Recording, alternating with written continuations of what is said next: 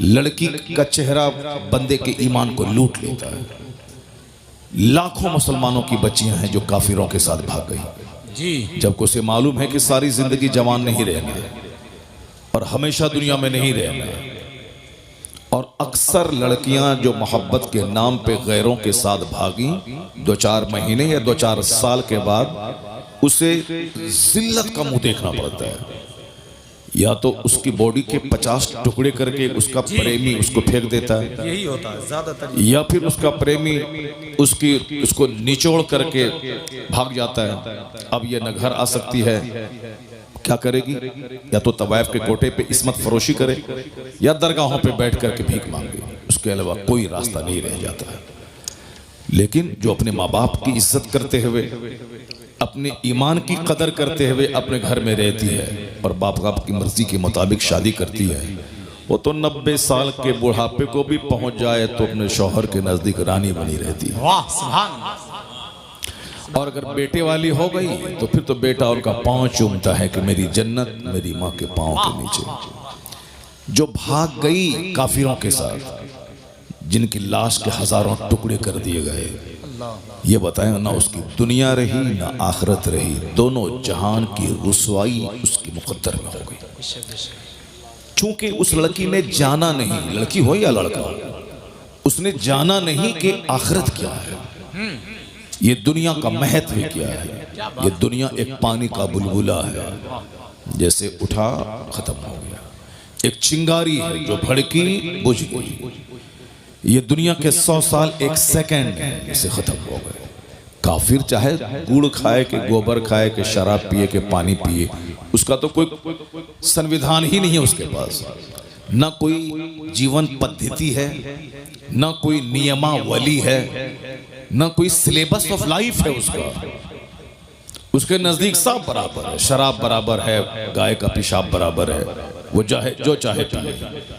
ये तो हम मुसलमानों को समझना है कि क्या राइट है क्या रॉन्ग है, क्या गुड है क्या बैड है, क्या जायज है क्या ना जायज है, क्या करना है क्या नहीं करना है। तो हम मुसलमानों को समझना है और हमको समझाने के लिए अल्लाह ने अपने महबूब को दुनिया में भेजा है और हमको समझाने के लिए अल्लाह ने अपने महबूब पर कुरान नाजिल फरमाया कि अल्लाह के महबूब अपना वक्त ज़ाहिरी मुतय्यन पूरा करने के बाद अब वो अपनी कब्र अनवर में आराम करेंगे और सारी उम्मत पे नजर रखेंगे और इनकी हिदायत के लिए मुस्तफ़ा की हदीस है और अल्लाह का कलाम कुरान करीम है।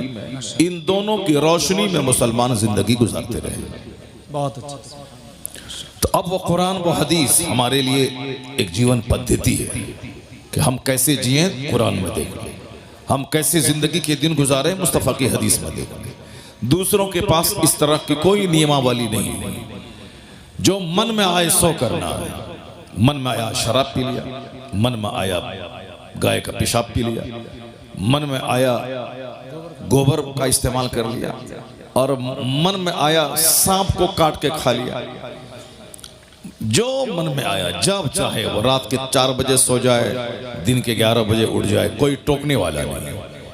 ये तो हर जुमा के दिन मेरा खतीब मेंबर से कहता है कि इन्नल्लाह यअमुरु बिल अदल, अल्लाह तुम्हें हुक्म देता है अदल करने का, अल्लाह तुम्हें हुक्म देता है एहसान करने का, अल्लाह तुम्हें हुक्म देता है अपने रिश्तेदारों को देने का, रिश्तेदारों से लेने का नहीं, निचोड़ने का नहीं, अपने रिश्तेदारों से बाइक नहीं लेने का, कार नहीं लेने का, पैसा नहीं लेने का, क्या बात, बल्कि अल्लाह तुझे दे तो अपनी तरफ से जिस तरह अपनी माँ बाप को देना है उसी तरह अपनी सास को भी देने का, ससुर को भी देने का।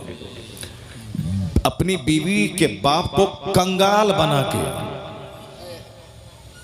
उस बीवी के सामने कैसे मुंह दिखाओगे जिस बीवी के बाप की जमीन बेचवा के तुमने गाड़ी खरीद ली, जिस बीवी के बाप को भीख मंगवा के तुमने स्कॉर्पियो ले लिया, कैसे उस बीवी को मुंह दिखाओगे, कैसे उसके सामने बोलोगे कि मैं तुम्हारा शौहर नामदार हूं। वो बीवी तो बोलेगी तेरे हाथ में जो वॉच है वो तो मेरे बाप ने दिया है, क्या बात, जो तुमने 3 पीस का पैंट शर्ट पहना वो मेरे बाप ने दिया, क्या बात है, जो तुम्हारे घर में पापोश पाँव पोछने वाला है वो तो मेरे बाप ने दिया है, जो तुम्हारे घर का दरवाजे का विंडोज का डोर्स का पर्दा है वो भी मेरे बाप ने दिया है। ये घर गाड़ी जिस गाड़ी पे चलते वो भी मेरे बाप ने दिया है। तेरा है क्या? और तू जो बोलेगा कि मैं शौहरे नामदार हूं, शौहरे नामदार वो नहीं होता है कि जो अपनी बीवी के बाप को कंगाल बना के ऐश करता है। शौहरे नामदार वो होता है क्या बात है हजरत, जो अपनी कमाई से घर बनाता है, वाह अपनी कमाई से फर्नीचर बनाता है, अपनी कमाई से वॉच से लेके शूज से लेके स्पेक्टेकल से लेके 4 व्हीलर और 2 व्हीलर तक खरीदता है। अपनी कमाई से फ्रिज, एसी, वॉशिंग मशीन सब लेता है। और एक नेक संजीदा लड़की से निकाह करके उसके बाप से कहता है कुछ नहीं, सिर्फ बेटी देना हमको, वाह सुभान अल्लाह। चूंकि हमें निकाह करना है आपकी बेटी से। नेक लड़की को अपने घर में लाएगा और कहेगा तुम देखो ये मेरा घर है, रानी बन के तुम रहो, ये फ्रिज मेरा है, ठंडा पानी तुम पियो, ये साहब मेरे घर हैं, मैं तो बाहर मारे मारे फिरूंगा 2 रुपए कमाने के लिए, और तुम इसमें क्वीन बन के रहो मेरे घर में। क्या बात, मालूम है जो लड़की अपने शौहर के घर में इस तरह आएगी, न कभी तकरार होगी, न कभी लड़ाई होगी, न कभी तलाक होगी, बल्कि अपना दिल शौहर के पांव के नीचे बिछा देगी। वाह सुभान अल्लाह। ये जीने का एक तरीका है, रिश्तेदार को देने का, लूटने का नहीं, वरना सारी जिंदगी कंगाल रहेगा बंदा। काफिर तो फिनारे जहन्नम, हमेशा के लिए जहन्नम में जलेगा, उसका तो कोई मतलब ही नहीं। क्योंकि हमको जन्नत जाना है, चूंकि हमको ये दुनिया का 100 साल तो 1 सेकंड है, खत्म हो जाएगा। हमारे लिए आखिरत है, यही हदीस का सबसे बड़ा उन्वान है, यही कुरान पाक का सबसे बड़ा टॉपिक है कि हमारे लिए आखिरत है। तो अक्लमंद है वो जो आखिरत की बात सोचे। ए लड़का, ए कहां भाग रहा है? बैठो। क्या बंदर की तरह करता है यार, तो ये छुछंदर की तरह करता है। नात पढ़ता रहा, सुनता रहा, और अभी हदीस पढ़ रहा हूं, भाग रहा। अगर इसको हिंदुस्तान का हिंदू इसको काटेगा तो कसूर किसका है? जी अगर हमारे घरों को ये काफिर उजाड़े तो कैसे तड़पेगा और कैसे अल्लाह की रहमतों को आवाज देगा। जो मस्जिदों को उजाड़ेगा उसकी जिंदगी में सुख कभी नहीं होगा। जी जो मदरसे को उजाड़ेगा अल्लाह ताला उसके घर को उजाड़ देगा। क्या बात, जो दीनी मजलिसों को उजाड़ेगा अल्लाह उसकी जिंदगी से सुख चैन को उजाड़ देगा। कभी गौर करते हो कि सारे लोग बंदर की तरह मारे मारे फिर रहे हैं। अरबों में खेलने वाला भी छुछंदर की तरह मारे मारे फिर रहा है। चेहरा काला है, खुदकुशी है, सुसाइड है, जहर खुरानी है, दिन रात का टेंशन है, 1 दर्जन बीमारी में घिर के तड़प तड़प के मर जाना है। सुकून चैन किसके पास है? मकान, दुकान, गाड़ी, छकड़ा, उसी के पीछे सब पागल है। डॉक्टर, इंजीनियर, मकान बनाए, गाड़ी खरीदें, मजा मौज मस्ती करें। हर घर दुखी है। सीने को फाड़ के देखोगे तो 1000 जख्म मिलेगा। इसलिए कि जिस रास्ते में चल के तुम चैन ढूंढ रहे हो उस रास्ते में अल्लाह ने चैन नहीं रखा है। जिस रास्ते पे चल के तुम सुकून तलाश कर रहे हो अल्लाह ने वहां सुकून नहीं रखा है। वरना मैं अक्सर कहता हूं कि सुशांत सिंह राजपूत जैसा करोड़ों में खेलने वाला फिल्म का एक्टर वो फांसी के फंदे पे लटक गया। अगर फिल्म में नाचने से सुकून मिलता तो फिर वो फांसी के फंदे पे नहीं लटकता। 30 साल की खूबसूरत लड़की एक्ट्रेस फिल्म में नाचने वाली, जिसके पीछे हजारों लड़के दीवाना रहते थे और करोड़ों लोग फिल्म में देख देख के उस पर जान निछावर करने को तैयार रहते हैं। वो लड़की की सड़ी हुई लाश घर से निकली। अगर हुस्न में ही खूबसूरती है और 1000 लड़कों के बीच में झूमने में मस्ती है तो उस लड़की को जहर करके नहीं मरना चाहिए। जी तुम्हें मालूम है कि Charlie Chaplin British film star, जिसका एक मशहूर मकूला है कि I like to walk in the rain nobody can see my tears, मैं बारिश में टहलना चाहता हूं ताकि जी भर के रोऊं और कोई मेरे आंसू को देख नहीं पाए। करोड़ों को हंसाने वाला, करोड़ों जिसके फैंस हैं, वो ब्रिटिश फिल्म स्टार है, मगर हिंदुस्तान में करोड़ों लोग हैं जो उनके फैन हैं, उनके साहब दिलदादा। लेकिन वो आदमी इतना गमगीन है, करोड़ों को हंसाने वाला। उसका मखौला अभी चार्ली चैपलिन बोले, वो इंटरनेट पे उसका ये लफ्ज सामने आ जाएगा, ये जुमला, I like to walk in the rain nobody can see my tears. मैं बारिश में टहलना चाहता हूँ ताकि रोऊं, जी भर के रोऊं, कोई मेरे आंसू को देख नहीं पाए। डॉक्टर के पास गया था, वो कहा था मेरे दर्द की दवा दे दो। कहा क्या है? कहा अंदर से मैं दुखी और टूटा हुआ रहता हूँ, चैन नहीं है। कहा चार्ली चैपलिन का शो देखा करो, थोड़ी सी चार्मिंग पैदा हो जाएगी, गम हल्का हो जाएगा। तो वो शख्स बोला चार्ली चैपलिन तो मैं ही हूं। डॉक्टर चेहरा देखने लगा उसका, थकता रह गया। कहा मैं, डॉक्टर चूंकि खुद उसका शो देखा करता था और हंसा करता था, गम को हल्का किया करता था। अब वो चौंक गया, जिसको हजारों लोग सुन के देख के गम की दवा करते हैं, वो शख्स अंदर से इतना दुखी है कि अपने दर्द की दवा तलाश करने डॉक्टर के पास आया और कहता है कि मैं जी भर के रोना चाहता हूँ।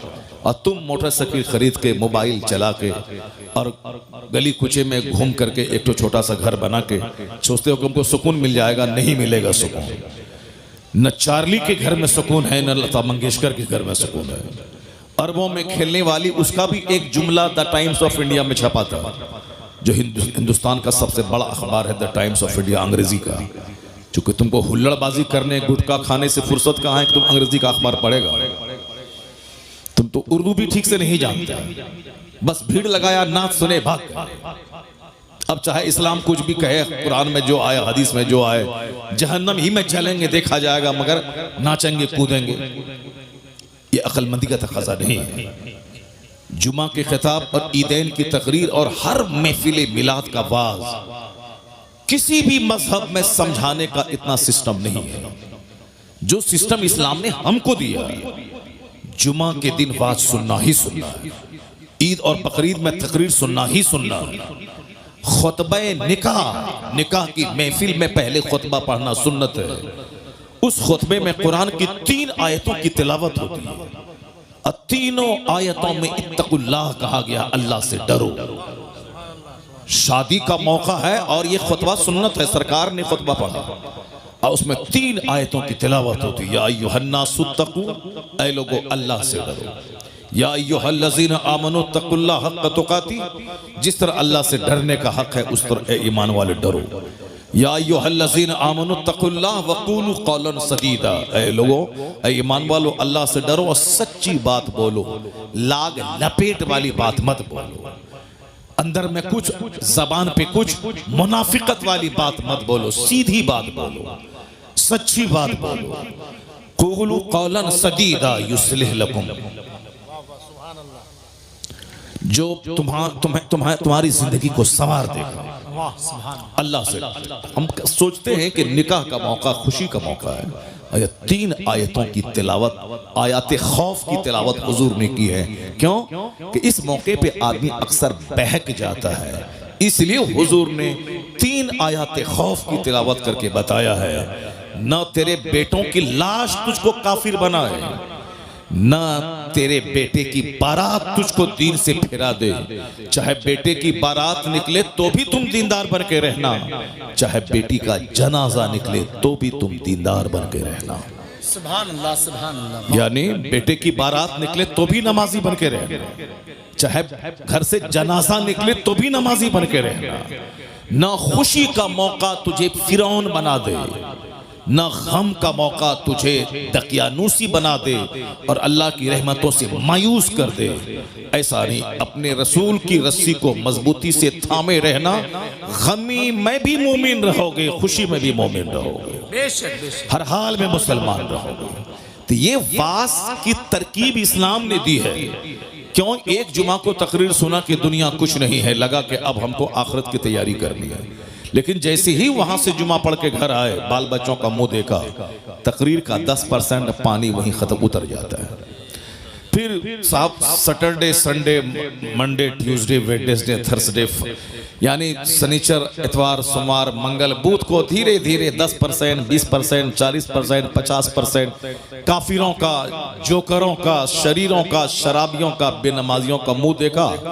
मौलाना साहब ने जो जुमा में समझाया था कि दुनिया जीरो है, आखिरत सब कुछ है, इसको लगा था कि अब मैं आखिरत की तैयारी करूंगा, तो जुमरात होते होते नसीहत का पानी उतर जाता है। अब वह अगले जुमा के दिन पक्का दुनियादार बन जाता। नहीं, मौलाना साहब जो बोला ये उनका काम है, मगर बगैर पैसा की दुनिया में इज्जत नहीं मिलेगी, पैसा कमाना पड़ेगा चाहे जहां से हो। अब ये पक्का फिरौन बन जाता। लेकिन शरीयत ने इंतजाम किया कि जो पानी नसीहत का सूखने वाला है, अगले जुमा को फिर नसीहत का पानी चढ़ा दिया जाए। सुभान अल्लाह, सुभान अल्लाह। जब जमीन सूखने लगती है, खेती के लायक नहीं रहती, आसमान का पानी उस मुर्दा जमीन को जिंदा करता है। उसी तरह दिल जब मर जाता है, गंदों बुरे लोगों की सोहबत में बैठ कर, तो इस्लाम ने इसीलिए हर जुमा के दिन तकरीर, खुतबे जुमा को लाजिम करार दिया है, ताकि जैसे ही दिल मरने वाला हो, अगले जुमा को नसीहत का पानी फिर उस पर डाल दिया जाए, ताकि वो दिल मरने से बच जाए। ये इतना जबरदस्त इंतजाम इस्लाम ने किया। क्या बात है हज़रत, वाह वाह वाह। तो क्या कोई शख्स जो हर जुमा के दिन फाज सुनता है, अल्लाह के डर और आखिरत की बात, एक खुतबे में आया है, ज़ादुकुम कलीलुन कलील, तुम्हारा सफर का जो खर्च है बिल्कुल थोड़ा, तेरे पास नेकियां थोड़ी हैं, तेरे पास तू जिस रास्ते का मुसाफिर है, वह सबीलुकुम तवीलुन तवील, तेरा रास्ता बड़ा लंबा है। मरने के बाद कब्र में कितने हजार साल तक रहना है कोई नहीं जानता। कयामत कल कायम हो जाएगी, ये अलग बात है जी। लेकिन जो लोग आज से 10,000 साल पहले मर गए, कयामत तो आज तक आई नहीं, वो 10,000 साल से अपनी कब्र में है, आलम बरज़ख में है, वो कयामत नहीं कायम हुई।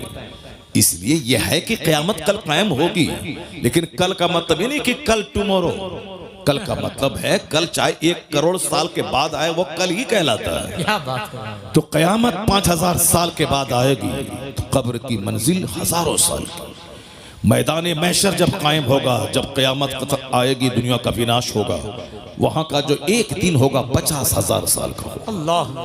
कोई दरख्त और किसी दीवार का साया नहीं होगा, कोई दरख्त नहीं होगा, तमाम जमीन परपट मैदान हो जाएगा, और वहां हिसाब किताब होगा। लोग अपने अमाल के हिसाब से नाक तक, गर्दन तक, सर तक पसीने में डूबे रहे। सवा नेज़े पे आफताब, जमीन तांबे की, कोई किसी का पुरसाने हाल नहीं। न माँ अपने बच्चे को याद करेगी, न बच्चा अपनी माँ को याद करेगा। यौम यफिरुल मर्उ मिन अखी व उम्मिही व अबी, कुरान में अल्लाह कहता है, डरो उस दिन से जिस दिन एक भाई भाई से भागेगा, औलाद वालदैन से भागेगी, माँ बाप औलाद से भागेंगे। इकलौता बेटा जिसके बगैर माँ जिंदा नहीं रह सकती थी, कयामत के दिन वो देखेगी कि मेरे बेटे को आग में डाला जा रहा है, मेरा बेटा एक नेकी की खातिर जहन्नमी बन रहा है, माँ एक नेकी उसको नहीं देगी, क्योंकि वो आखिरत है, दुनिया नहीं है, वो आखिरत है। आखिरत में कोई किसी का पुरसाने हाल नहीं होगा। यौम यफिरुल मर्उ मिन अखी व उम्मिही व अबी व साहिबतिही व बनी लिकुल्लि इम्रिइन मिनहुम यौमइज़िन शअनु युग़नी। सारे लोग अपने अपने मामलात में इतने मशगूल होंगे कि कोई किसी का पुरसाने हाल नहीं होगा। नात सुनो और खूब जन्नत में कूद के चले जाओ। सरकार गौसे आजम 40 साल तक इशा के वजू से फजर की नमाज पढ़े थे। 40 दिन नहीं, 4 साल नहीं, 40 बरस। अब पूरी रात एक पांव पे खड़े होके पूरा कुरान खत्म कर लेते थे। और जहां वो अल्लाह के वली थे, माँ की गोद से ही वली बन के पैदा हुए थे जी। उनके बारे में आया है कि जब वो मकतब जाते थे तो फरिश्ते उनके आगे आगे चलते थे, कहते थे बच्चों रास्ता खाली कर दो, अब्दुल कादिर इस रास्ते से आने वाले हैं। बचपन से वली थे, उनको 40 साल तक इशा के वजू से फजर पढ़ने की क्या जरूरत थी। उनको 100 असातिज़ा के दरवाजे पे जाके इल्म हासिल करने की जरूरत क्या थी। उनको 91 साल तक खौफे खुदा में जीने की जरूरत क्या थी? दरख्त के पत्तों को खाकर 25 साल तक सहराओं जंगलों में रहे, क्या जरूरत थी? बस खेल तमाशा है, जन्नत मिल जाएगा। दुनिया में लड़की के पीछे पागल रहे, जन्नत मिल जाएगा। सारी जिंदगी फजर छोड़ते रहे, जन्नत मिल जाएगा। जलसा जुलूस को वीरान कर दें, उजाड़ दें, जन्नत मिल जाएगा। मस्जिद के दरो दीवार को उजाड़ दें, जन्नत मिल जाएगी। मन की गुलामी नहीं चलेगी, शरीयत की गुलामी चलेगी। अल्लाह ने अपने महबूब को भेजा है, महबूब की पैरवी मैं दोनों जहान की भलाई। जी लोग ख्वाहिशात के गुलाम हो गए, जैसे काफिर ख्वाहिशात के गुलाम है। जिसको चाहा जब तक चाहा पूजा, और जब चाहा उठा के फेंक दिया उसको, और जिसके सामने चाहा सर झुका दिया।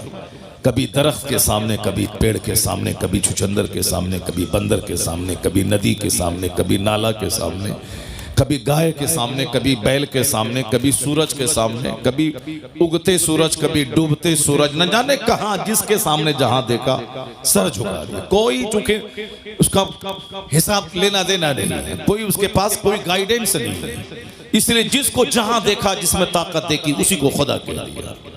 अल्लाह रब्बुल इज्जत ने मुसलमानों पे एहसान किया कि मेरी पेशानी बंदर के सामने जलील नहीं हो रही है, हमारी पेशानी किसी दरख्त के सामने जलील नहीं हो रही है, हमारी पेशानी किसी छुछंदर के सामने जलील नहीं हो रही है। हम किसी सांप, किसी हाथी, किसी गाय को खुदा नहीं कह रहे हैं, एक खुदा को माना, बेशुमार जगहों पे पेशानी जलील होने से बच चलिएगा। ये इस्लाम लाने का सबसे बड़ा बेनिफिट यही है कि कहो ला इलाहा इल्लल्लाह, there is no any god but Allah. Allah मेरा माबूद है। अब जन्नत तो वहां मिलेगी, इस दुनिया में दर दर की ठोकर खाने से पेशानी बच गई। और यह दलील बनकर अल्लाह ने अपने महबूब को भेजा, दलील बनाकर। जो सूरज को पूजता है, मेरे मुस्तफा की उंगली का इशारा पाके सूरज डूबा वापस आ रहा है। सूरज को तुमने ताकत दे करके खुदा कहा था ना, तो वो ताकतवर सूरज तो ताकतवर मुस्तफा के इशारे पे गुलामी कर रहा है। तुमने चांद को खुदा कहा था ना, ये चांद मुस्तफा का इशारा पाके दो टुकड़ों में बढ़ जाता है। तुमने पत्थर को खुदा कहा था, ये पत्थर मुस्तफा के पाए अक़दस को पाके अपने सीने पे नक्श उभार लेता है, पत्थर मुस्तफा पे सलाम पढ़ता है। तुमने सांप को खुदा कहा था, यह सांप मुस्तफा के गुलामों की गुलामी कर रहा है। तुमने समंदर दरिया को खुदा कहा था, वो दरिया मुस्तफा के गुलामों के लिए धूल में तब्दील हो जाता है। तो जिस दरख्त को तुमने खुदा कहा था, यह दरख्त मुस्तफा को सजदा कर रहा है। इसलिए ए सारी दुनिया के लोगों, अगर तू तलाश करता है कि मेरा खुदा कौन है, आ जाओ मेरे महबूब के पास। जिन जिन चीजों की तू परस्तिश करता है, जिसको खुदा कहता है, वो सारी चीजें मुस्तफा के इशारे पे गर्दिश कर रही है। अब जब दुनिया मुस्तफा के पास पहुंचेगी, तो अब वहां उसको ज्यादा देर नहीं लगेगी खुदा की मार्फत हासिल करने में, क्योंकि जो सबसे ज्यादा ताकतवर है, जिनको दरख्त सजदा करे, जिनका कलमा पत्थर पढ़े, जिनके इशारे पे सूरज और चांद गर्दिश करें, ये अपनी पेशानी जमीन पर टेके हुआ और कहता है सुबहान रब्बियल आला। मतलब इतना ताकतवर मुस्तफा, जिसको खुदा कह दे वही खुदा है, जिसको सजदा करे वही मस्जूद है। तो अब दुनिया को समझने में देर नहीं लगी कि मोहम्मद अरबी खुदा का पता बताने आए हैं। इसलिए अल्लाह ने कहा कद जाकुम बुरहानुम मिर रब्बिकुम, तुम्हारे रब की तरफ से दलील बन के मुस्तफा आ गए। मुस्तफा को देखो, खुदा समझ में आएगा, इन्हें देख ले, दुनिया की सच्चाई समझ में आ जाएगी, आखिरत की सच्चाई समझ में आ जाएगी। बहुत अच्छा हज़रत। मुस्तफा दोनों जहान की वास्तविकता को बताने आए हैं। अब जाहिर सी बात है, जो हुजूर को पढ़ेगा वो जानेगा, जो सरकार दो जहां की बायोग्राफी का मुताला करेगा वो जानेगा, और जो तमाशा देखेगा जाएगा तो सारी जिंदगी कलमा भी ठीक से नहीं पढ़ पाएगा। अत्तहियात तो सारे लोग पढ़ते हैं, लेकिन अत्तहियात करोड़ों में कोई पढ़ता है। सुबहान रब्बियल आला तो मर्द औरतें करोड़ों की तादाद में लोग पढ़ते हैं, लेकिन सुबहान रब्बियल आला एक लाखों में कोई पढ़ता है। क्या बात है। सजदा, अभी भी मैंने मस्जिद में आज देखा एक आदमी को सजदा करते हुए, बस ऐसे ही जैसे चोंच मार रहा है। जब सजदा में सारे पार्ट्स का सजदे की हालत में ठहरना जरूरी है, फिर वो बैठ जाए तो सारे पार्ट्स अपनी जगह पे सेट हो जाए, फिर उसके बाद दूसरा सजदा करे।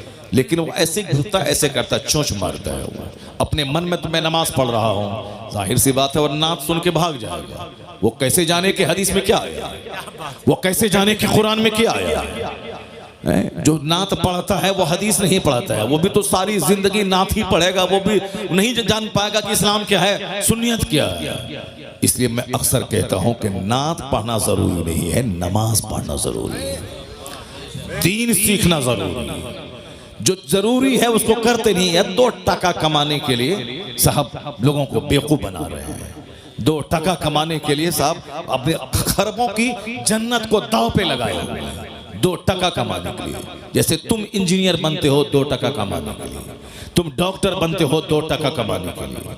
तुमको न नमाज की फिक्र है, न रोजे की फिक्र है, न आखिरत की फिक्र है, न कब्र के सवाल जवाब की फिक्र है, न कुरान पाक में जो खरबों नसीहतें हमारे लिए हैं उसके पढ़ने की फिक्र है। बस physics, chemistry, biology, zoology, botany पढ़ा, नौकरी मिली, 1 लाख रुपए महीना कमाया, पेट भरा, छोटा सा घर बनाया, छोटी सी स्विफ्ट खरीदी, और इतराया, चक्कर आया, गिरे, मर गए। अब सारी दुनिया खत्म। अब जहां गए वहां का एक दिन 50,000 साल के बराबर। ये बताओ क्या करोगे वहां, क्या होगा वहां?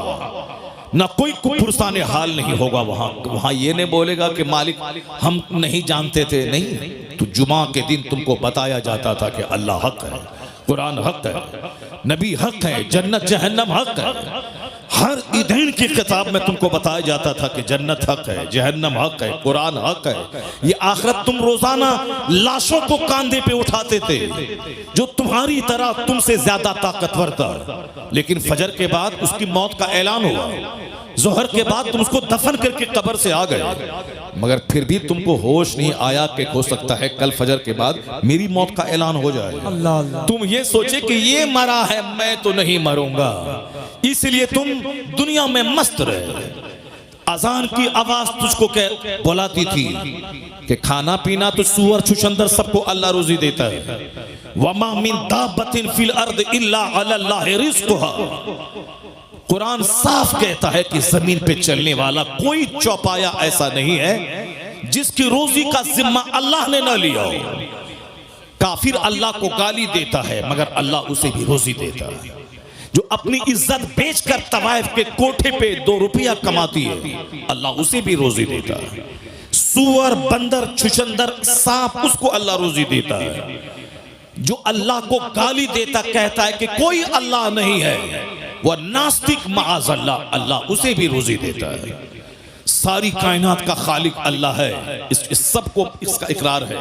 चाहे भले ही अपनी जबान में जो कह दे, वह बोले कि साहब उस खुदा को जो अपनी जबान में इब्रानी में, सुरियानी में, अंग्रेजी में, हिंदी में जो कहे, मगर वह बोलता है कि गॉड इज वन, अल्लाह एक है जो सारी दुनिया को पैदा किया है। भले ही बहुत सारे लोग हैं जो किसी राजा के बेटा को खुदा कहता है, जो खुद माँ के पेट से पैदा हुआ है, जो एक राजा का बेटा है, ये खुदा कैसे हो सकता है? जो अपने माँ के पेट में रहा, पैदा हुआ, उसकी माँ थी, उसका बाप था, जो दुनिया का खुदा है उसका कोई न माँ है न उसका बाप है, वो लम यलिद वलम यूलद है, और ये इस राजा के बेटा को खुदा कहता है।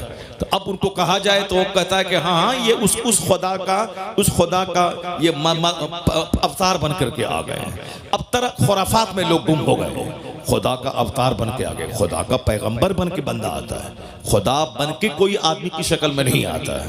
तो अब वो अपने हिसाब से कह रहा है, मगर ये कह रहा हूं आपसे कि उसको जैसे चाहे वो बोलता है, लेकिन सच्ची बात यही है कि दुनिया का खालिक मालिक अल्लाह है।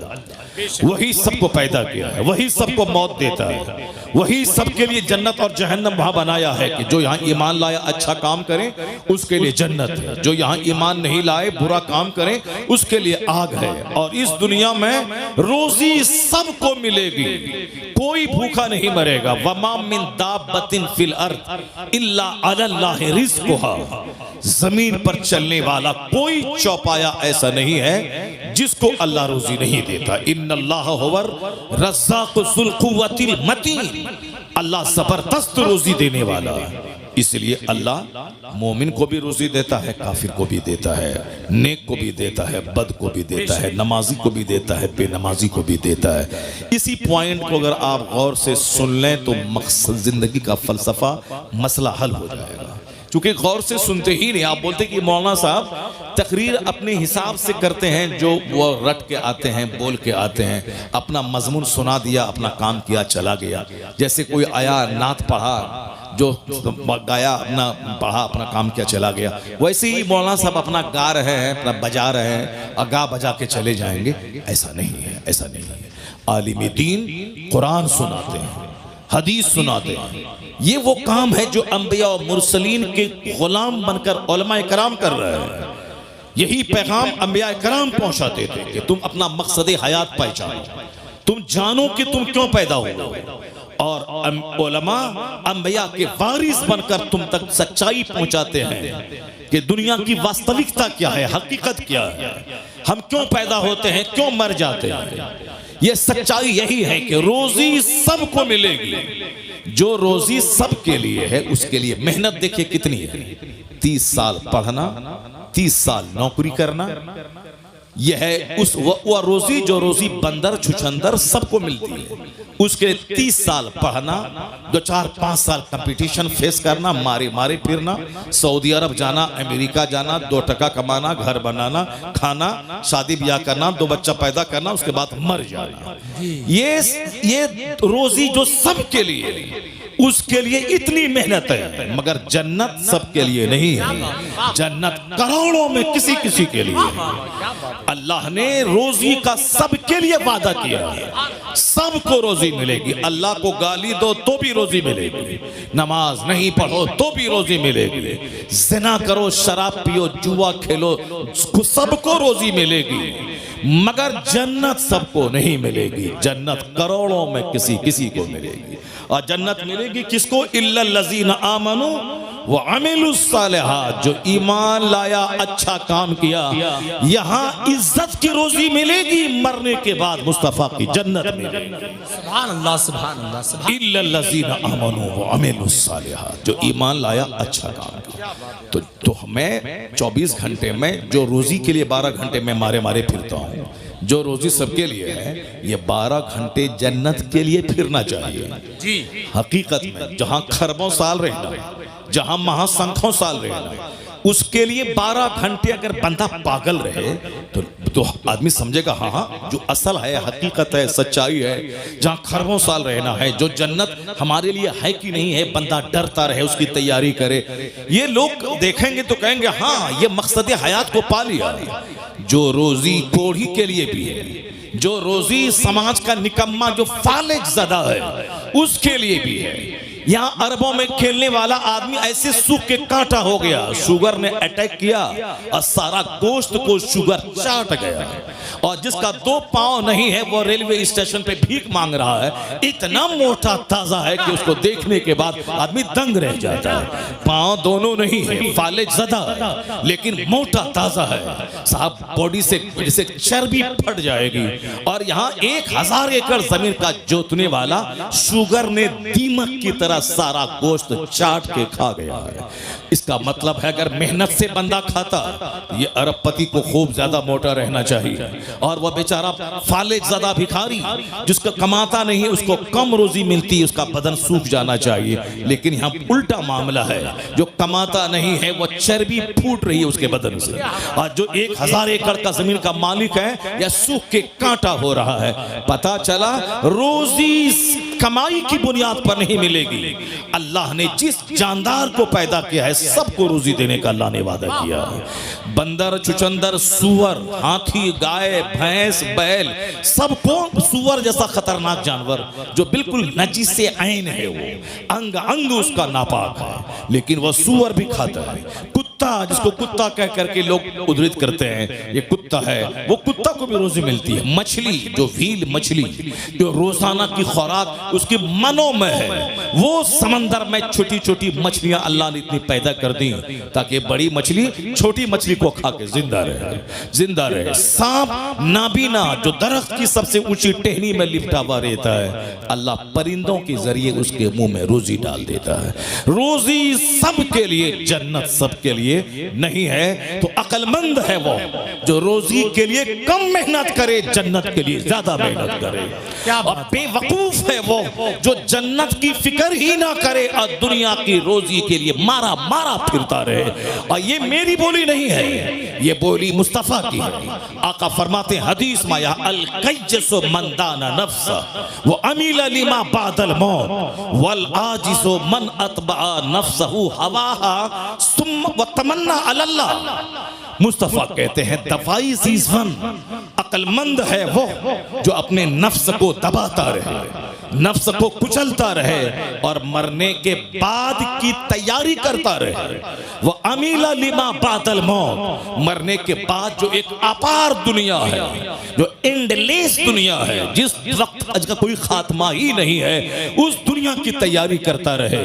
इस दुनिया में ऐसे रहे जैसे कोई मुसाफिर रहता है, दुनिया में ऐसे रहे जैसे कोई एक मुसाफिर रहता है, अजनबी रहता है। Live in this world as if